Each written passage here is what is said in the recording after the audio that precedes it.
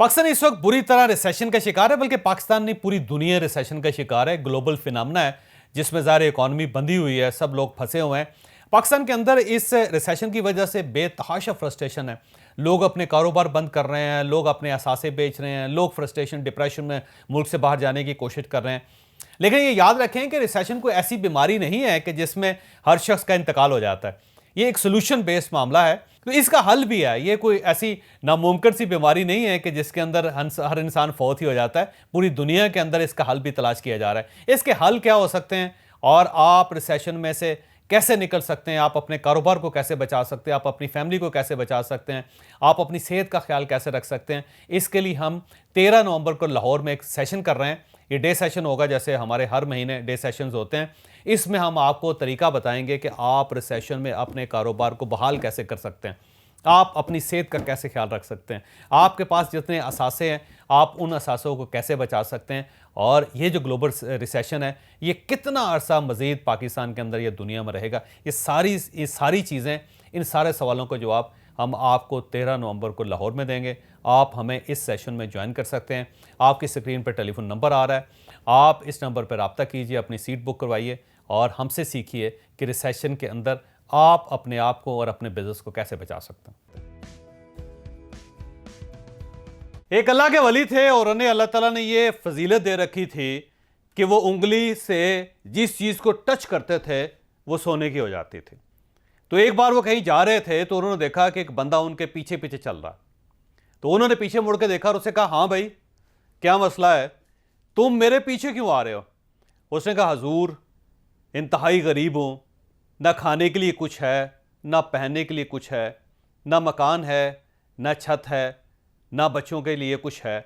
तो मैं ये चाहता हूँ कि आप मेहरबानी फरमा के मुझे कुछ अनायत कर दें। तो बुज़ुर्ग ने कहा कि ये सामने पत्थर पड़ा वो लेके रहो।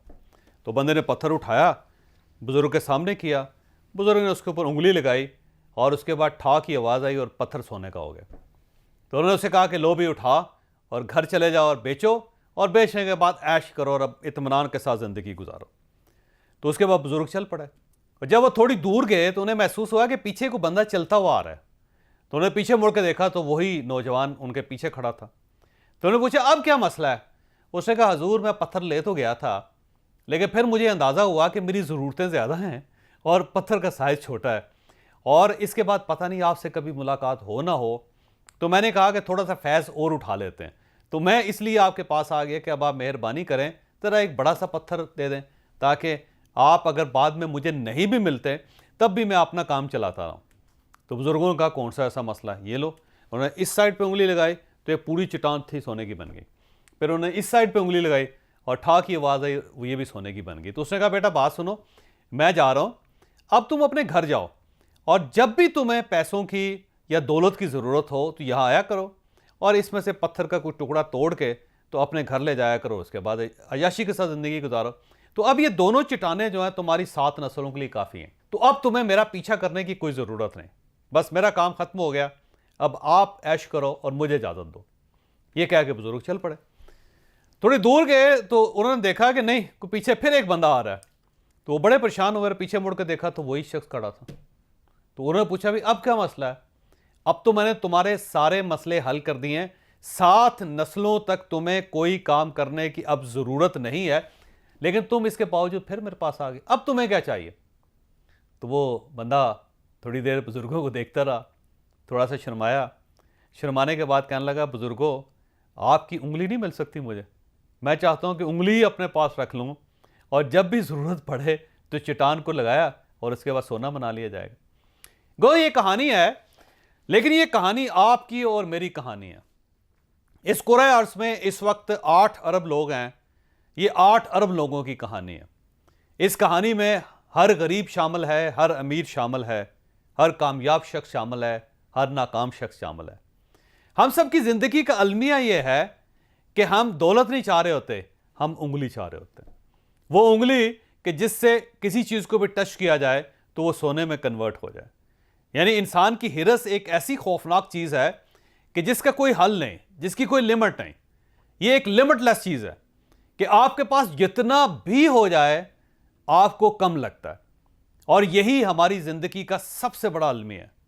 आप अपनी फ्रस्ट्रेशन, अपना डिप्रेशन, अपनी एंजाइटी, अपनी परेशानी को कभी आप नोट करके देख लें और एक तरफ लिखें कागज़ पे और उसके सामने लिखें कि इसकी वजह क्या है।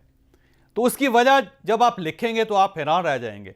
उसकी वजह होगी कि अभी कम है, अभी मतलूबा तादाद के मुताबिक या मतलूबा मिकदार के मुताबिक नहीं हुआ। ये जो एक कमी का एहसास है, ये आपको ज़िंदगी में अमन से, सुकून से ज़िंदगी नहीं गुजारने देता, ये आपके अंदर ठहराव नहीं आने देता। इसलिए जो दुनिया में तमाम कामयाब लोग हैं, उनके अंदर एक ही खूबी होती है कि उनको जो मिल जाता है उस पर इक्तफा कर लेते, उस पर कनात कर लेते। इसलिए कुरान मजीद में, बल्कि दुनिया की हर आसमानी किताब में और हर मजहबी किताब में इंसान को यही कहा गया है कि कनात करो, ये एक नेमत है, ये इससे बड़ी कोई दौलत नहीं है। और जबकि हम इंसान इस चीज़ के बावजूद, इस हुक्म के बावजूद कनात करने के लिए तैयार नहीं होते, हम रजामंद नहीं होते। हमारे पास अगर इतना सोना आ गया तो हम उसको इतना बनाना चाहते हैं, इतना आ गया तो हम उसको इतना बनाना चाहते हैं, और अगर इतना आ गया तो फिर हम तमाम दुनिया के पहाड़ों को सोने में कन्वर्ट करके उसके ऊपर बैठना चाहते हैं। हम नोट इकट्ठे करना चाहते हैं, हम कामयाबी का अंबार लगाना चाहते हैं। यह याद रखें कि इस दुनिया की जो भी चीज़ है, इस दुनिया की जो भी चीज़ है, उसकी मिकदार जितनी बढ़ती जाएगी, आपके अंदर जो सुकून और इत्मीनान है उतना ही कम होता जाएगा। आप उतनी फ्रस्ट्रेट, उतनी ही एंग्जाइटी का शिकार होते चले जाएंगे। और जब आप कम पे इक्तफा करेंगे, आप ये सोच लेंगे कि जो आपको मिल गया है आपने सिर्फ उसी को एंजॉय करना है, तो आप यकीन करें कि आपके अंदर इत्मीनान का लेवल बढ़ जाएगा। ये जो रेडियस है वो बहुत लामहदूद हो जाएगा, एक लिमिटलेस किस्म की खुशी आपको मिलेगी। महात्मा बुद्ध से किसी ने पूछा था ना कि मुझे खुशी चाहिए, तो महात्मा ने कहा कि तुम्हारे इस फिक्रे में दो चीज़ें इजाफी हैं, मुझे और चाहिए। अब तुम मुझे को निकाल दो इसमें से, यानी मैं को, और चाहिए यानी डिज़ायर को निकाल दो, तो पीछे खुशी रह जाएगी।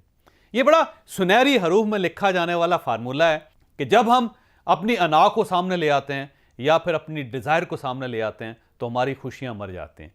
खुशियों को अगर मौका देना चाहते हैं, मैं को निकाल दें, डिज़ायर को निकाल दें, क्योंकि डिज़ायर फ्रस्ट्रेशन पैदा करती है, एंग्जाइटी पैदा करती है, तो आपके पास खुशी आ जाएगी। लिहाजा जो अल्लाह ने दे दिया है उस पर सब्र करें, उसको इंजॉय करें, क्योंकि ये स्टडी है कि हम ज़िंदगी में जो कुछ कमाते हैं सिर्फ उसका 30% हिस्सा कंज्यूम कर पाते हैं, 70% रह जाता है।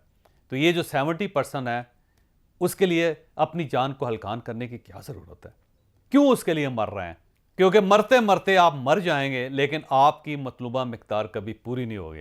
तो दोस्तों, जो मिल गया है उस पर खुश होना सीखो, उस पर शुक्र करना सीखो, ज़िंदगी सुखी हो जाएगी।